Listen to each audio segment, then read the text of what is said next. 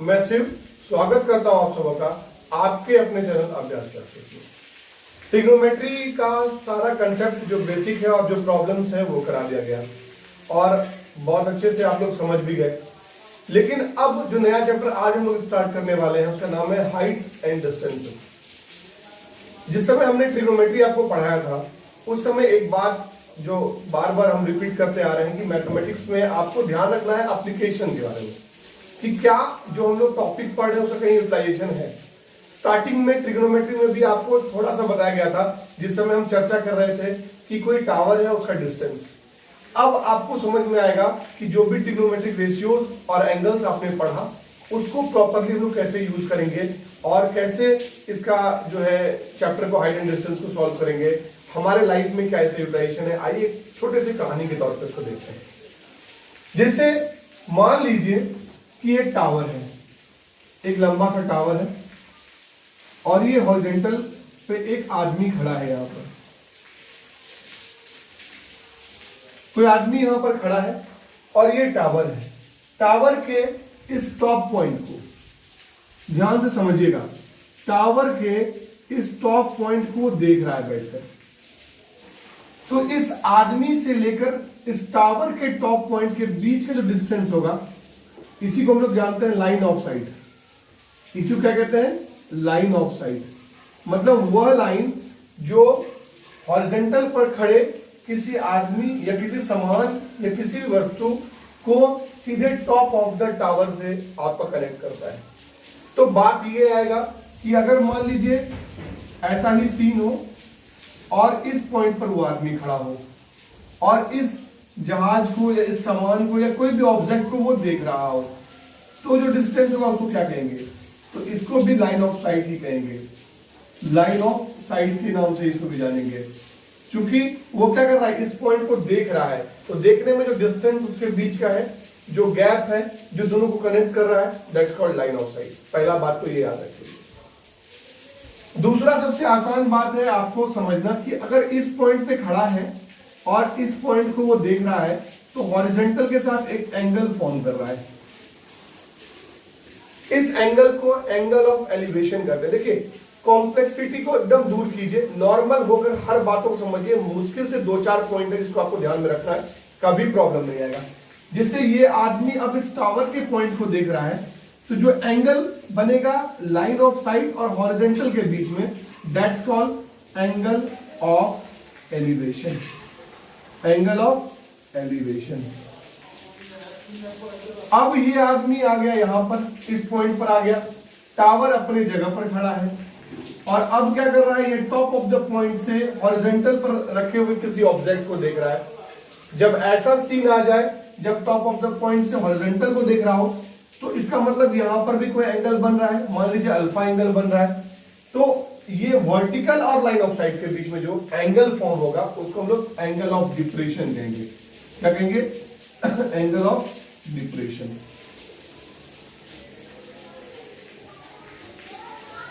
तो आपको पहला पॉइंट बता दिया गया लाइन ऑफ साइट के बारे में। लाइन ऑफ साइट क्या हुआ कि जो ऑब्जेक्ट से दूसरे ऑब्जेक्ट या जो आदमी किसी ऑब्जेक्ट को देख रहा हो उस डिस्टेंस को लाइन ऑफ साइट कर दिए। जब वो लाइन ऑफ साइट का हॉरिजॉन्टल के साथ कोई एंगल बन रहा है तो एंगल ऑफ एलिवेशन कर दिए। जब लाइन ऑफ साइट का वर्टिकल पॉइंट के साथ कोई एंगल बन रहा है तो उसको डिप्रेशन कह दिए, एंगल ऑफ डिप्रेशन। ये 3 बातें हो गई। और चौथा बात आपको ध्यान में रखना है कि अगर कोई व्यक्ति इस जगह पर खड़ा है, मान लीजिए कि इस पॉइंट पे खड़ा है और एक जहाज यहां पर है, एक कार यहां पर है, इस दोनों को देख रहा है। तो अगर यहां पर अल्फा बन रहा है, यहां पर अल्फा डैश बनेगा क्योंकि दोनों एंगल आपस में अलग अलग होंगे। तो ये लगभग टाइम आपको कंफ्यूजन देगा। इसमें ध्यान रखना है कि आप जैसे जैसे अंदर की ओर आएंगे एंगल जो है वो इंक्रीज करता है। याद रखने का क्या ट्रिक है? अगर यहां पर आपको 30 डिग्री दिया है तो आप क्या देख रहे हैं? यहां पे 90 डिग्री है, इसका मतलब ये ऑब्वियसली 60 डिग्री होगा।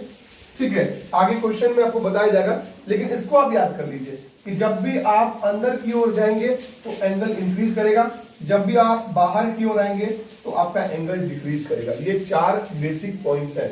लाइन ऑफ साइट पहला, एलिवेशन दूसरा, डिप्रेशन तीसरा और ये एंगल का कंसेप्ट चौथा। अब आपको भी हम एक छोटी सी कहानी बता रहे थे कि मान लीजिए कोई एक आदमी यहाँ पर खड़ा है और वो इस टावर के पॉइंट को देख रहा है।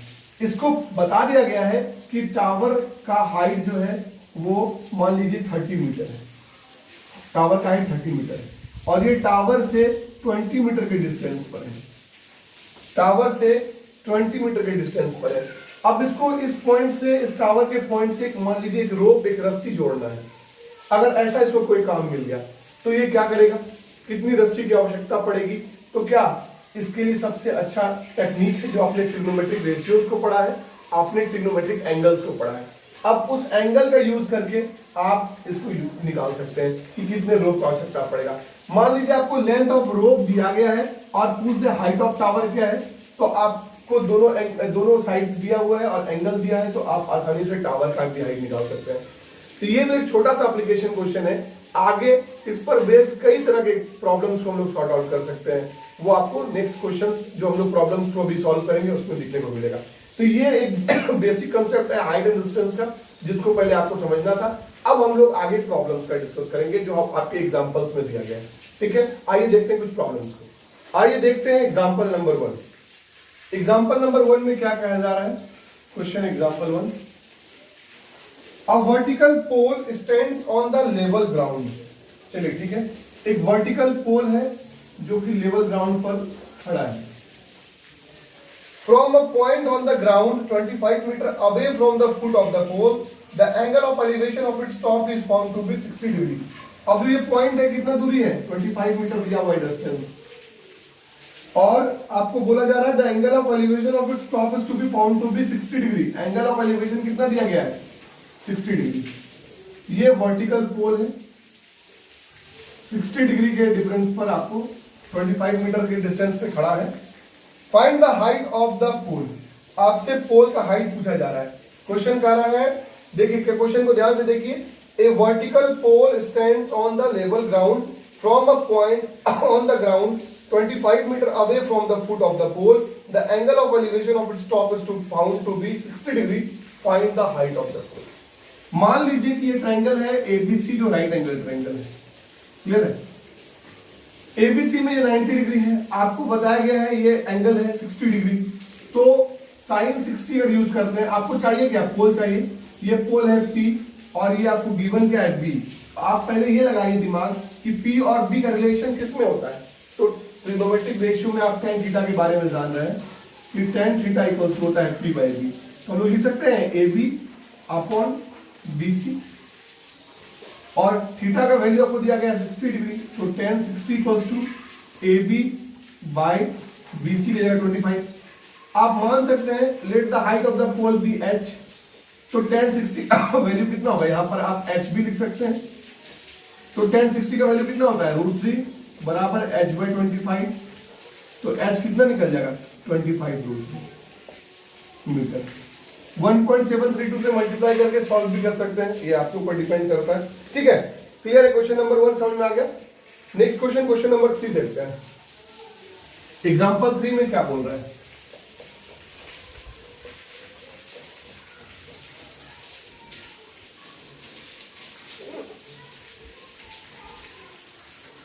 The length of a string between a kite and the point on the ground is 85 metre.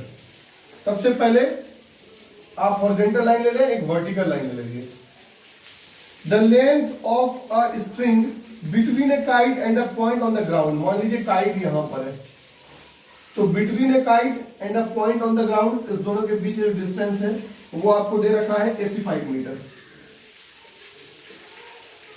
If the string makes an angle theta with the ground, string makes an angle theta with the ground such that tan theta equals to 15/8, tan theta equals to 15/8,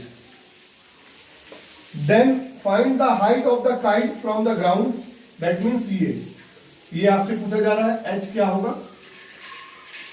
assume that there is no slack in the string, okay, ठीक है, बहुत अच्छा। मान लीजिए इसको ABC एक triangle है। अब इस बार आपको दिया गया है हाइपोटेनस दे दिया गया है और आपसे परपेंडिकुलर पूछ रहा है। ये हाइपोटेनस का h है, ध्यान रखिएगा। ये परपेंडिकुलर आपसे पूछ रहा है, तो P और H का रिलेशन कहाँ होता है? P और H का रिलेशन होता है आपका साइन में, ठीक है। लेकिन वैल्यू आपके पास tan का है, तो हम लोग क्या करेंगे, सबसे पहले साइन थीटा से चलेंगे। इन ए ट्रायंगल ABC या right angle triangle ABC, sign theta is equals, P क्या है, AB है, और H क्या है, AC है। तो sine theta is equals to, AB क्या है आपका, AB इसका हाइट है, और AC क्या है, 85। ये निकल गया। और आपको दे रखा है tan थीटा इक्वल्स टू 15/8। तो साइन थीटा h/a हो गया 85 और tan थीटा हो गया 15/8। अब इसमें जब आपको हाइपोटेनस पता है और tan थीटा पता है कि P/B होता है, तो h क्या होगा, निकाल लीजिए। h होगा स्क्वायर रूट ऑफ 15 का स्क्वायर प्लस 8 का स्क्वायर, मतलब 17 आएगा। अब ये कह रहा है tan थीटा 17 आएगा, h हाइपोटेनस, और यहां पर आपको दे रखा है 85, मतलब 17 मीटर की जगह पे आप कितना यूज कर रहे हैं, 85 का, मतलब 5 से मल्टीपल करने के बाद 85 आ रहा है। और आपको निकालना क्या है, हाइट निकालना है। तो हाइट क्या होगा, h बराबर 85 tan थीटा होगा। क्लियर है। अब अगर tan थीटा आपको दे रखा है तो आप sin थीटा निकाल सकते हैं P/H से। P कितना है 15 और H कितना है आपके पास 17, तो 17 5 जा 85, दैट मींस 75 मीटर। ठीक है, क्लियर है, कोई दिक्कत? इसमें थोड़ा सा कंफ्यूजन आपको ये करेगा, tan थीटा जो 15/8 दिया है, लेकिन आप इसको यूज कर लीजिए ना साइन के फॉर्म में, तो आपको इसकी आवश्यकता ही नहीं पड़ेगी। खैर, इसका एक सेकेंड मेथड और है, वो भी आपको हम बता देते हैं। सेकेंड मेथड क्या है कि अगर 85 आपको दे रखा है 17, अगर 85 मीटर दे रखा है 17, मतलब ये इस फॉर्म में अगर देखें तो ये हो गया P, ये हो गया B और ये हो गया H, ठीक है। अगर इसको आप एसएससी के एग्जामिनेशन में या कोई शॉर्टकट एग्जामिनेशन में, एनटीएससी के ओलंपियाड एग्जाम में बैठे हुए हैं, तो कैसे सॉल्व करेंगे? आपको P और B दे रखा है, आप H निकाल लेंगे, और H आपको कितना बोल रहा है 85, मतलब 17 का मतलब है 85, तो आपको चाहिए कितना, ये हाइट चाहिए, मतलब P चाहिए। P क्या है 15, तो 15 का क्या मतलब होगा 15 × 5 75। तो आप दो टेक्निक से भी बना सकते हैं, आप इस क्वेश्चन को दो टेक्निक से बना सकते हैं। पहला क्वेश्चन तो आपका ये हो गया कि आप साइन थीटा से चलेंगे और थीटा का क्योंकि वैल्यू आपको दिया गया है तो आप उसको यूज करके 75 लाएंगे। लेकिन अगर आप कंपटीशन एग्जाम में बैठे तो आप बेखूबी देखेंगे P और B आपको क्या दिया है 15 और 8, H आप 17 निकाल लेंगे, आपका H 17 आ रहा है और क्वेश्चन में H दिया गया है 85, मतलब ये 5 टाइम्स है इसके। तो इजीली आप कर सकते हैं, P कितना हो जाएगा 75 और B कितना हो जाएगा 40, मतलब इस क्वेश्चन के हिसाब से बेस हो जाएगा 40 और ये हो जाएगा 75। क्लियर? तो आप ऑब्जेक्टिव क्वेश्चंस में ऐसा अगर क्वेश्चन आ जाए तो इसको इजीली करेंगे। नेक्स्ट क्वेश्चन देखते हैं हम लोग, question number example number 5। If a tower 30 metre high cast a shadow 10√3 metre long on the ground. If a tower, देखिए अगर मान लीजिए ये टावर है, if a tower which is 30 metre high cast a shadow 10√3 metre long on the ground, तो shadow जमीन पे बनेगा ना, ग्राउंड पे, ठीक है। ये ग्राउंड पे इतना बन गया आपका shadow. Then what is the angle of elevation of the sun, तो एलिवेशन कहां बनता है, लाइन ऑफ साइट, ये मान लीजिए सन है, और हॉरिजॉन्टल के बीच में आपसे ये थीटा पूछा जा रहा है, एंगल का नाम आप ABC दे दीजिए, और आपको दो साइड्स दे रखा है। तो फिर से आप देखिए कौन कौन सा साइड है, ये P है और ये B है। तो आप याद करेंगे P और B ट्रिग्नोमेट्रिक रेशियो कब होता है, P और B का ट्रिग्नोमेट्रिक रेशियो होता है 10 के केस में। तो इन ट्रायंगल ABC या right angle triangle ABC, tan theta is equals क्या होगा P/B, दैट मींस AB/BC, और हम लोग लिख सकते हैं tan theta is equals to, AB का वैल्यू कितना दे रखा है आपको 30 और BC का वैल्यू 10√3, ठीक है। तो 10 से 30 कितने टाइम्स में आता है, 3 टाइम्स में, 10 से 30 3 टाइम्स में, और √3 से 3 टाइम्स में, √3 तो √3 होता है। तो tan theta is equals to आ गया आपके पास √3। अब थीटा का वैल्यू √3 में क्या होता है tan 60 डिग्री होता है, तो थीटा कितना आ गया 60 डिग्री। कोई दिक्कत है? मतलब आपको ये ध्यान रखना है कि आपको जो दिया गया है, जो गिवन टर्म्स है, वो पी बी एच में से कौन सा है। अगर पी और बी है तो रिलेशन हम लोग सीधे पी बी में देखेंगे किसका होता है, tan का होता है, तो tan से चलेंगे। नेक्स्ट क्वेश्चन है आपका एग्जांपल नंबर 7, ठीक है।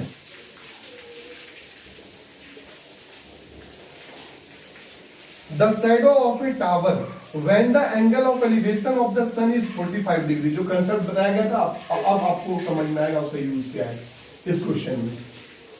बोलता है the shadow of a tower, tower है इसका ये शैडो है, when the angle of elevation of the sun is 45 degree is found to be 10 metre. लेकिन अभी नहीं, आगे और पढ़ लीजिए। longer than when the angle of elevation is 60 degree, that means दो जगह से, एक ये है और एक ये पॉइंट है। पहले ही बता चुके हैं आपको कि 45 बाहर होगा और 60 अंदर होगा, जैसे जैसे अंदर की ओर आएंगे एंगल बढ़ेगा। अब क्वेश्चन को पढ़िए।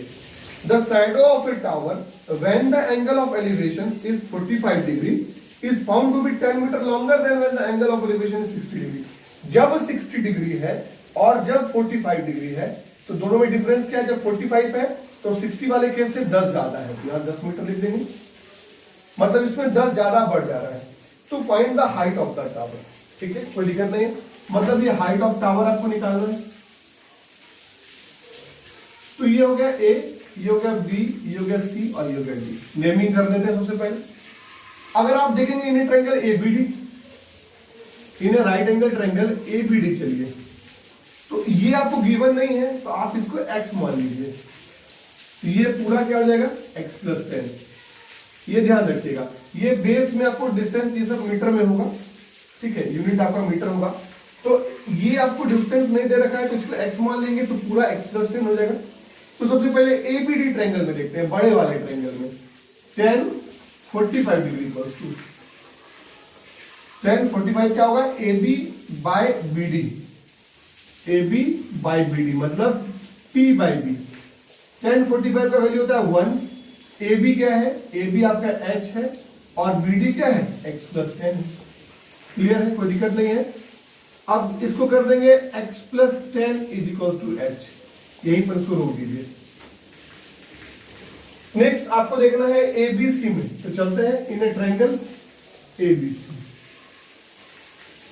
60 डिग्री है तो tan 60 डिग्री किसके बीच में रिलेशन है, तो P और B में हम लोग लिखेंगे AB बाय BC। tan 60 होता है 1 by root 3, sorry root 3, 1 by root 3, 1 root 3, और AB क्या दे रखा है आपको H और BC क्या है X। तो यहां से आपको H बराबर रूट 3x निकल जाएगा। इसको इक्वेशन नंबर 2 मान लीजिए, इसको इक्वेशन नंबर 1 मान लीजिए, या नहीं भी मानेंगे इसी को इक्वेशन 1 मानिए। अब इस वैल्यू को आप यहां लाके पुट कर सकते हैं, तो क्या हो जाएगा x plus 10 equals to root 3x, that means root 3x minus x equals to 10। इसको उधर लेके चले गए, ये उधर चला गया, x कॉमन निकाल लीजिए, रूट 3 माइनस 1 इक्वल्स टू 10, तो x आ जाएगा 10 by root 3 minus 1 into root 3 plus 1 by root 3 plus 1। Rationalise क्यों करेंगे, इस फॉर्म में तो छोड़ेंगे नहीं, तो क्या आएगा 10 root 3 plus 1 by a minus B into A plus B, A square minus B square, root 3 का स्क्वायर 3, 1 का स्क्वायर 1 आ जाएगा 2, 2 से ये 5 टाइम्स में कट जाएगा, तो क्या हो जाएगा 5 रूट 3 प्लस 1। अब ये जो आया ये तो आपका x आ गया 5 रूट 3 प्लस 1, लेकिन आपको निकालने क्या बोला गया है, आपको बोला गया है find the height of the tower.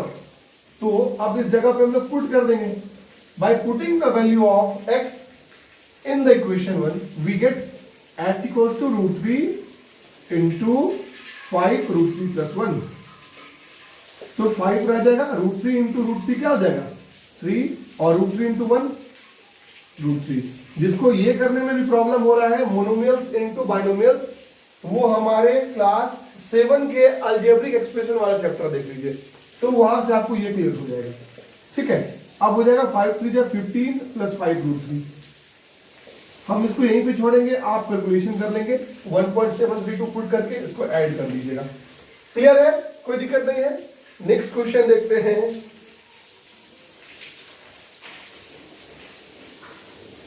Example number आपका 8 जो है सेम बेस पर है, 9 भी आपका सेम बेस पर है, 10 में थोड़ा डिफरेंस है, हम लोग 10 को डिस्कस कर लेते हैं। Example number 10, from a point O on the ground, from a point O, ground पर एक पॉइंट O ले लेते हैं, the angle of elevation of the top of a tower is 30 degree. अगर ये टावर है तो एंगल ऑफ एलिवेशन क्या बोल रहा है, top of the tower 30 degree, and that of the top of the flag step on the top of the tower is 60 degree. अब इसके ऊपर एक फ्लैग है, झंडा, फ्लैग स्टैप, झंडे का डंडा नहीं, इज 60 डिग्री। अब ये जो है ये 60 डिग्री है, इसके साथ एंगल 60 डिग्री बना रहा है। The length of the flag staff is 5 metre. वाह, ये आपको दे रखा है 5 मीटर है, ठीक है। Find the height of the tower, तो आपसे टावर का हाइट पूछा है। देखिए समझिए पहले प्रॉब्लम को, एक टावर है जिसका आपको हाइट निकालना है, वो वर्टिकली खड़ा है ग्राउंड के ऊपर, ग्राउंड पे जो O पॉइंट है, यहां से जब आप टावर के सिरे को देख रहे हैं, टॉप ऑफ द पॉइंट जो टावर का है, तो 30 डिग्री का एंगल बन रहा है, और जब टावर के ऊपर रखे हुए आप फ्लैग का पॉइंट को देख रहे हैं तो 60 डिग्री एंगल बना रहा है। तो पहले नाम दे दीजिए ABC, ABO है नाम दिया हुआ, ठीक है, ABO कर दीजिए, इधर C कर दीजिए। मतलब आपको BC निकालना है, आपको इसमें BC फाइंड आउट करना है।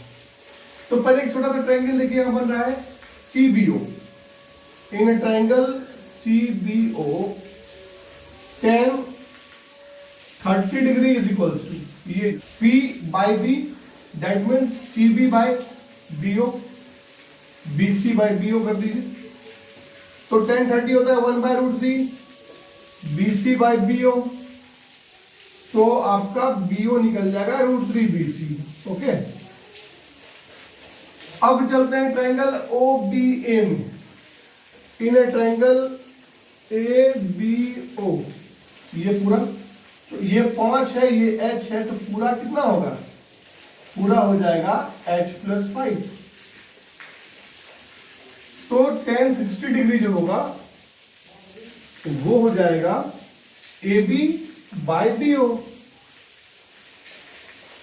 और ये √3 आपको दे रखा है tan 60 का वैल्यू। AB क्या है आपका H + 5 बाई BO क्या है, BO है, तो BO बराबर H + 5 बाई √3।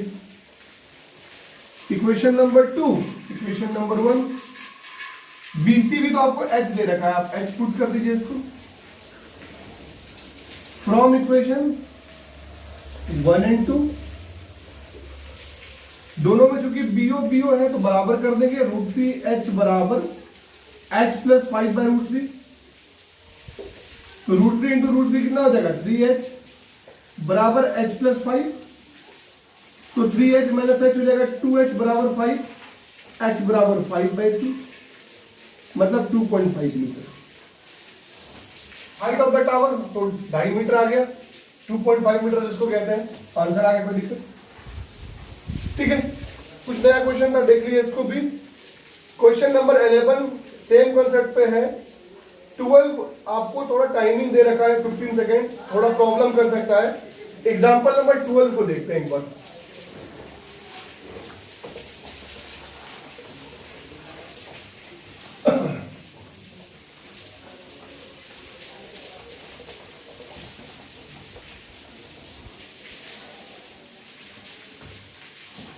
क्या है example number 12? The angle of elevation of an aeroplane from a point on the ground is 60 degree. मान लीजिए यहां पर एरोप्लेन है इस पॉइंट से, और ये आप मान लीजिए आपका ग्राउंड है। The angle of elevation of an aeroplane from a point on the ground is 60 degree. अगर इस पॉइंट से इस एंगल ऑफ एलिवेशन देखिएगा इस एरोप्लेन का, तो 60 डिग्री है। After a flight of 15 second, अब थोड़ा देर गया और चल गया, अब ये एरोप्लेन पहुंच गया इस जगह पर, ठीक है। After a flight of 15 second the angle of elevation changes to 30 degree. अच्छा, ये एंगल आपका एलिवेशन चेंज कर दिया। आप देखिए इस पोजीशन को चेंज नहीं करना है, आप यहीं खड़े हैं, एरोप्लेन यहां से यहां चला गया, आप इसको उसी तरह से देखे जा रहे हैं, आपका पोजीशन चेंज नहीं कर रहा है। If the aeroplane is flying at a constant height of 1500√3 metre, मतलब जो हाइट इसका इस जगह पर था वही हाइट इसका इस पॉइंट पर भी है, दोनों पर हाइट 1500√3 मीटर ही है, 1500√3 मीटर। ओके, क्लियर है? बोलता है find the speed of the plane in kilometre per hour, आपको स्पीड निकालना है किलोमीटर पर आवर में। ठीक है, मतलब क्या कहा गया क्वेश्चन में, इसको समझिए पहले। एक एरोप्लेन है जो आपका आसमान में उड़ रहा है, एरोप्लेन आसमान में ही उड़ने वाला चीज है।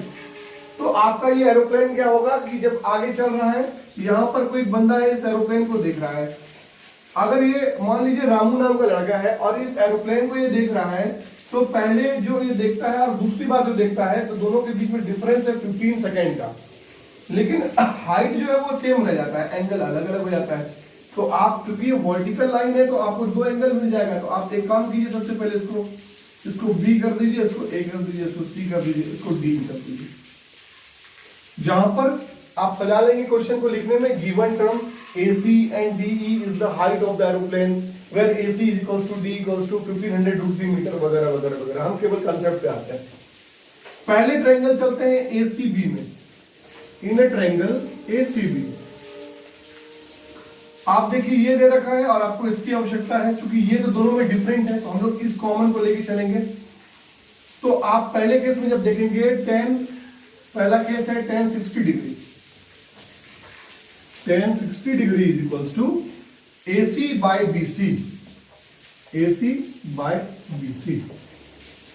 tan 60 होता है √3, AC आपको दे रखा है 1500√3 बाय BC, तो यहां से आपको BC निकल जाएगा 1500√3 बाय √3, दैट मीन्स 1500 मीटर। अब चलते हैं triangle DEB, in triangle DEB tan 30 degree है यहां पर, तो tan 30 degree equals to DE by BE, DE D है ये, DE बाय BE। tan 30 होता है 1/√3 और जो DE है वो आपको दे रखा है 1500√3 बाय BE कर लीजिए, तो यहां से BE निकल जाएगा √3 इंटू √3 3 और 3 इंटू 1500 4500 मीटर, डायरेक्टली हम लिख दे रहे हैं।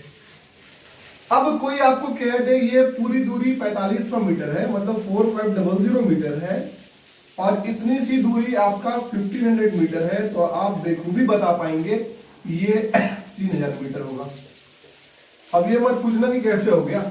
CE is equals to BE minus BC, तो BE कितना है 4500 मीटर और BC कितना है 1500 मीटर, तो ये आपका आ जाएगा 3000 मीटर।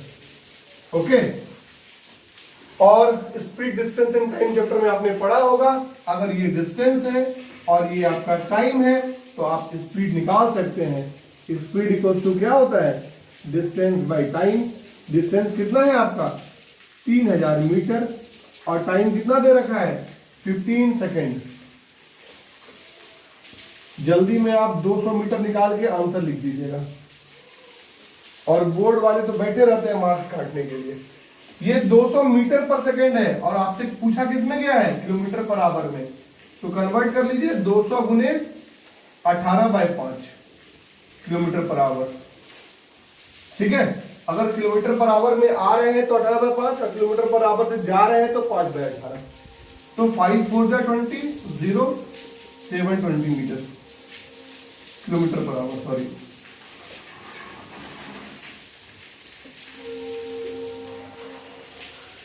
ठीक है, क्लियर है। स्पीड ऑफ आपका एरोप्लेन आ गया 720 किलोमीटर पर आवर, समझ में आ गया होगा। क्वेश्चन नंबर 13 आप देखिए, 14 और 15 एक जैसे बेस पर है, लेकिन 14 में आपका यही मिनट और टाइम वाला कंसेप्ट है। हम 15 केवल बता रहे हैं, आप 14 ट्राई कीजिएगा। और 1 से 15 आज की क्लास में डिस्कस करेंगे। मान लीजिए कि आपसे कोई क्वेश्चन नहीं बनता है तो आप प्रॉब्लम लिस्ट को शेयर कीजिएगा। एग्जाम्पल नंबर 15 देखते हैं आज की क्लास का लास्ट क्वेश्चन।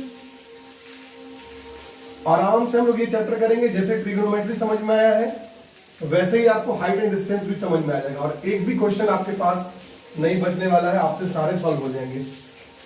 बस आप अच्छे से समझिए कॉन्सेप्ट को और प्रॉब्लम्स को। लगभग सारे डिफरेंट क्वेश्चन जो भी हैं वो हम डिस्कस करेंगे आपके साथ। एग्जांपल नंबर 15 है, observe from the top of a 75 metre. अब टॉप से देखा जा रहा है ग्राउंड को, तो सबसे पहले आपके माइंड में क्लिक करना चाहिए एंगल ऑफ डिप्रेशन। देखिए क्वेश्चन क्या कह रहा है, of 75 metre high lighthouse, that means ये एक लाइट हाउस है, ठीक है, ये एक लाइट हाउस है और यहां पर से देखा जा रहा है top of a 75 metre lighthouse. ये आपको हाइट भी दे रखा है। The angle of depression of two ships are 30 degree and 45 degree. अब इस पॉइंट से आप दो शिप को देख रहे हैं, एंगल की बात हम बाद में करेंगे, पहले ये समझिए कि आप दो शिप को देख रहे हैं जो कि एंगल बना रहा है 30 और 45। तो ऊपर में चूंकि एंगल ऑफ डिप्रेशन बन रहा है तो यहां पर आप क्या करेंगे, ये बनेगा 30 डिग्री और ये बनेगा 45 डिग्री, ठीक है। आप ट्रायंगल्स के रूल्स को जान रहे होंगे। अगर दो पैरेलल लाइंस को कोई ट्रांसवर्सल कट करता है, अगर ये आपका 30 है तो ये कितना होगा, 30 होगा, ये 45 है, ये कितना होगा 45। तो ये ऑलवेज माइंड में बिठा लीजिए कि एंगल ऑफ डिप्रेशन जो होगा एंगल ऑफ एलिवेशन के ऑलवेज बराबर आएगा। तो 45 अंदर की ओर जाएंगे तो बढ़ेगा, मतलब ये हमारा सही है, यहां पर भी कंफ्यूजन आपको नहीं होना चाहिए। If one ship is exactly behind the other on the same side of the lighthouse, ये भी बात ध्यान रखने वाली है, एक ही साइड में दोनों है। हम लोग ऐसे भी एक ही साइड लेके चल रहे थे, कुछ क्वेश्चंस में आपका दोनों अलग अलग साइड आएगा, उसको आगे देखेंगे। Find the distance between the ship. अब एक शिप इस जगह पर है और एक शिप इस जगह पर है, दोनों के बीच का डिस्टेंस तो यही ना हो गया, यही डिस्टेंस आपको निकालना है। इसके लिए पहले आप ए बी सी और डी ले लीजिए। पहला ट्रायंगल चलेगा, in triangle A B C, 10 45 degree equals to A B by B C. 1 equals to A B कितना दे रखा है 75 बाई बी सी, तो आपका बी सी आ गया 75। ऐसे भी एक शॉर्टकट ट्रिक जान लीजिए, अगर ये 45 डिग्री दिया हुआ है तो ये और ये बराबर होता है, सीधे देखते साथ आप लिख सकते हैं। अब आते हैं आगे इसके नेक्स्ट पार्ट में, in triangle A B D, in triangle A B D 10 30 degree equals to A B by B D, A B by B D, तो 1/√3 इक्वल्स टू ए बी 75 है, बी डी आपको नहीं पता है तो आप B D निकाल लेंगे 75√3।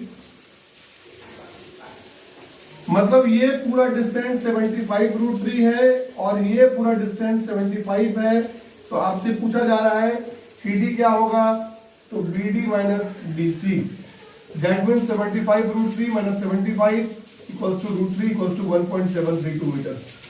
और लिखना है तो 75 कॉमन ले लीजिए, √3 माइनस 1, ओहो सॉरी 75 कॉमन निकाल लीजिए, √3 माइनस 1 हो जाएगा 75, 1.732 माइनस 1 हो जाएगा, तो 75 इंटू 0.732 मीटर हो जाएगा, आपका आंसर यहां आ जाएगा। क्लियर है। अब इसी में आपको दे देता कि इस शिप और इस शिप में, ये शिप जब तक यहां पर आया तो इतने समय लग गए, तो फिर आपको डिस्टेंस पता है, समय दिया रहता है, तो आप स्पीड निकाल सकते हैं। स्पीड दे देगा तो आप टाइम निकाल सकते हैं। तो आज की क्लास में हम लोग एग्जांपल 1 से 15 तक ही रखते हैं। नेक्स्ट जो वीडियो आएगा उसमें 15 से आगे डिस्कस करेंगे। आप एग्जांपल नंबर 15 तक सॉल्व कीजिए और जो भी प्रॉब्लम आता है हमारे टेलीग्राम चैनल जो कि आपके इस वीडियो के जस्ट नीचे डिस्क्रिप्टिव लिंक में दिया गया है, वहां पर ज्वाइन करके प्रॉब्लम्स को शेयर कीजिए। बारी बारी से हर एक प्रॉब्लम्स को आपको बताया जाएगा। ध्यान से रहिए, अच्छे से मन लगाकर पढ़िए। धन्यवाद।